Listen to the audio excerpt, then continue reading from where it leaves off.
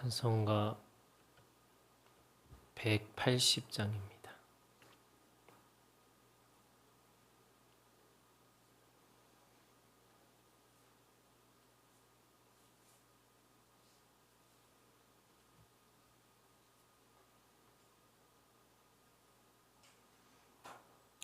(180장) 하나님의 나팔 소리 전지진동할 때에 예수 영광 중에 구름 타시고 천사들을 세계 만국 모든 곳에 보내어 후원받은 성도들을 모으리. 나팔 불 때 나의 이름, 나팔 불 때 나의 이름, 나팔 불 때 나의 이름, 부를 때에 잔치 참여하겠네. 무덤 속에 잠자는 자 그때 다시 일어나 영화로운 부활 승리 얻으리. 주가 택한 모든 성도 구름 타고 올라가 공중에서 주의 얼굴 배우리. 나팔 불 때 나의 이름, 나팔 불 때 나의 이름, 나팔 불 때 나의 이름, 부를 때에 잔치 참여하겠네. 주님 다시 오실 날을 우리 알 수 없으니 항상 기도하고 깨어 있소서. 기쁨으로 보좌 앞에 우리 나가서도록 그때까지 참고 기다리겠네. 나팔 불 때 나의 이름, 나팔 불 때 나의 이름, 나팔 불 때 나의 이름, 부를 때에 잔치 참여하겠네. 하나님의 나팔 소리로 친히 하늘로부터 강림하시리니 오늘 우리가 주님 앞에 주님을 기다리는 믿음이 우리 가운데 있게 하여 주시옵소서. 그래서 주님을 기다리는 그 믿음이 우리의 참된 소망이 되게 하시고 그 기다림을 통하여 그 신부가 신랑을 맞이하는 그 마음으로 우리가 주님의 뜻을 쫓아갈 수 있는 심령이 될 수 있도록 하나님 역사하여 주시옵소서. 오늘도 하나님의 말씀을 듣고 깨달아 우리의 몸이 주님의 몸으로 또 그 주님의 뜻으로 살아갈 수 있는 심령이 될 수 있도록 하나님 역사하여 주시옵소서. 함께하여 주시기를 간절히 바라고 원하며 예수님의 이름으로 기도합니다. 아멘. 하나님의 말씀은 창세기 41장 37절부터 57절까지 제가 한 절 읽고 여러분들 읽겠습니다. 바로와 그의 모든 신하가 이 일을 좋게 여긴지라.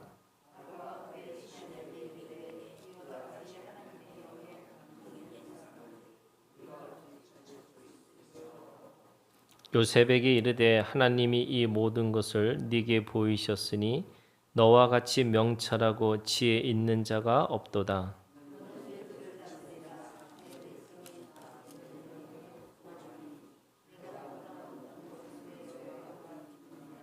바로가 또 요셉에게 이르되 내가 너를 애굽 온 땅의 총리가 되게 하노라 하고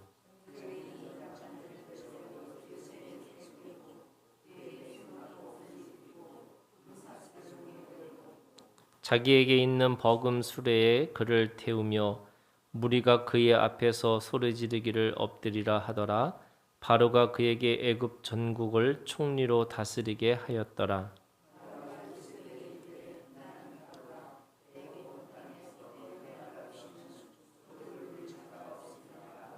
그가 요셉의 이름을 사분나바네라 하고 또 온의 제사장 보디벨라의 딸 아스낫을 그에게 주어 아내로 삼게 하니라. 요셉이 나가 애굽 온 땅을 순찰하니라.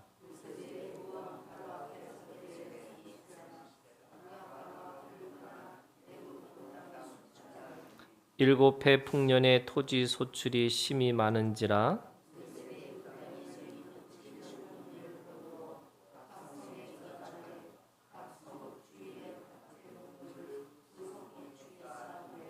쌓아둔 곡식이 바다 모래같이 심이 많아 세기를 그쳤으니 그 수가 한이 없음이었더라.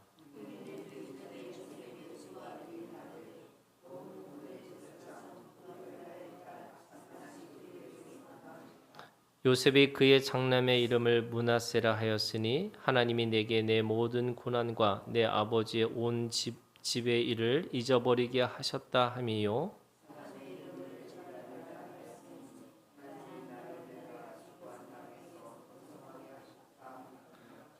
애굽 땅의 7해 풍년이 그치고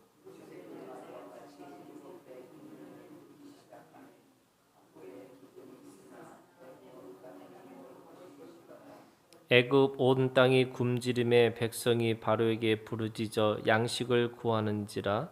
바로가 애굽 모든 백성에게 이르되 요셉에게 가서 그가 너에게 이르는 대로 하라 하니라.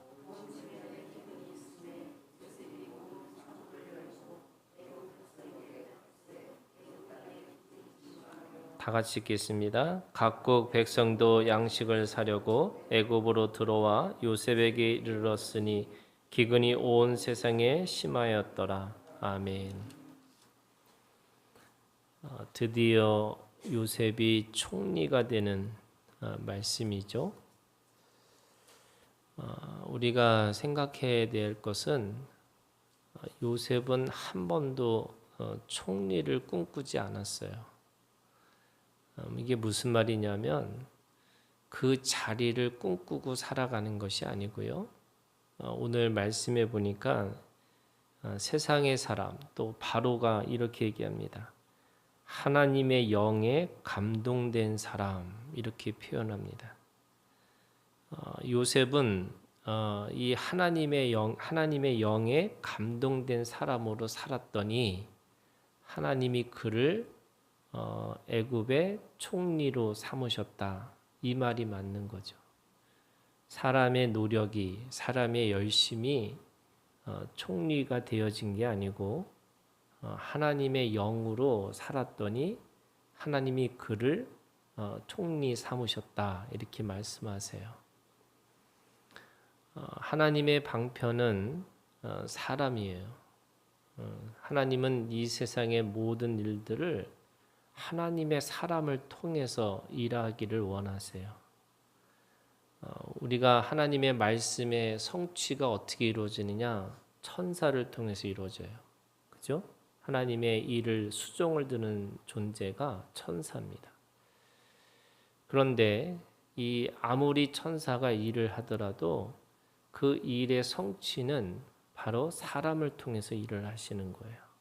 그게 아주 독특한 이 모든 피조물의 이 역사 속에서 하나님이 사람을 가장 특별하게 세우신 목적이세요. 그래서 이 사람이라는 존재는 이 물질이라고 하는 흙의 존재잖아요. 그런데 거기에 생명을 부어주신 거예요. 하나님의 형상, 하나님의 영을 이해하고 하나님의 영과 관계할 수 있는 존재로 사람을 만드셨어요. 그것이 영이 감동된 사람이라는 말은 바로 그걸 통해서 하나님의 일을 또는 하나님의 이 성취를, 하나님의 나라의 성취를 누굴 통해서 일을 하시냐? 바로 사람을 통해서 일을 하시는 거예요. 그래서 사람이 그 모든 만물보다 뛰어나게 하신 거고 또 그 천사보다 못하지만 그 천사보다 더 위대하게 만드신 거예요. 그래서 하나님의 사람들은 그 사람을 통해서 하나님이 나타나야 되는 거죠. 요셉의 신앙은요, 이 총리가 되는 이 모든 과정이 하나도 버릴 것이 없었어요. 예를 들면 그가 꿈을 꾸는 자였어요. 그래서 그 꿈은 하나님의 영으로 또 하나님의 사람으로 살아야 되는지를 자신 스스로 그렇게 고백하고 살았던 사람이에요. 요셉은 굉장히 독특한 사람이거든요. 그렇게 수많은 고난, 예를 들면 그 보디발의 집에서 10년을 이 노예 생활을 했고 또 감옥에서 2년 동안 그러니까 만 2년이니까 3년을 그렇게 고생을 했어요. 그럼에도 불구하고 한 번도 불평하고 원망하지 않습니다. 그 불평하고 원망하지 않았던 이유가 뭐냐? 그는 꿈을 꾸는 사람이었어요. 늘 현실 속에서도 하나님의 말씀, 하나님의 영을 가지고 그 속에서 하나님이 주신 꿈이 무엇인지를 생각하고 살았던 사람이에요. 그리고 어떤 일을 하든 무엇을 하든 그래서 그 감옥 생활 속에서도 또는 그 보디발의 그 노예 생활 속에서도 그 나중에 이 요셉의 고백이 뭐냐면 하나님이 하셨다 이렇게 얘기를 해요. 그 하나님이 하셨다라는 이 고백이 뭐냐면 바로 주권적 신앙이에요. 하나님이 하셨다. 그 하나님이 하셨다라고 하는 이 믿음을 가지고 살았기 때문에 그 모든 것들 다 어떤 것도 버릴 것이 없다 이렇게 이야기를 하는 거죠.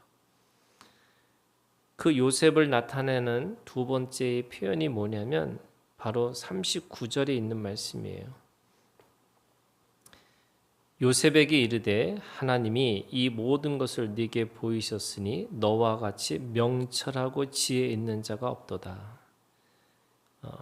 이 요셉은 하나님의 영에 감동된 사람인데 그 영에 감동된 사람은 그냥 구름 잡듯이 또는 그냥 허황된 꿈을 꾸고 살았던 사람이 아니라 그 인생에 발을 딛고 그가 어떻게 하나님의 영이 드러나야 되는지를 그 실제적인 것을 깨닫고 살았던 사람이에요. 그래서 그를 뭐라 그러냐면 명철하고 지혜가 있다 이렇게 얘기를 합니다. 이 지혜와 명철이라는 것이 우리가 이 잠언의 말씀이라고 얘기했잖아요. 이 지혜의 말씀은 그냥 생기는 것이 아니라 하나님을 경외함으로 이 모든 것에 그 지식의 근본이 되는 거예요. 그 지식은 과거의 이 모든 정보를 수집해서 명철은 그 현실의 그 지식을 사용하는 것이고 지혜는 그걸 통해서 하나님의 영을 드러내는 것이 지혜라고 하는 거예요. 그래서 요셉은 꿈꾸는 자였지만 하나님의 영에 이 감동된 사람이었지만 그 현실을 가지고 지혜와 명철을 가지고 살았던 사람이에요. 그러니까 그 모든 것들이 그 총리를 되고 나서도 그가 했던 모든 것들은 하나님의 일들처럼 또 그 보디발의 집에서 배웠던 거, 그 감옥에서 배웠던 거, 또 물 없는 구덩이에서 배웠던 그 생명의 지식들을 가지고 그 나라를 다스리고 있는 거예요.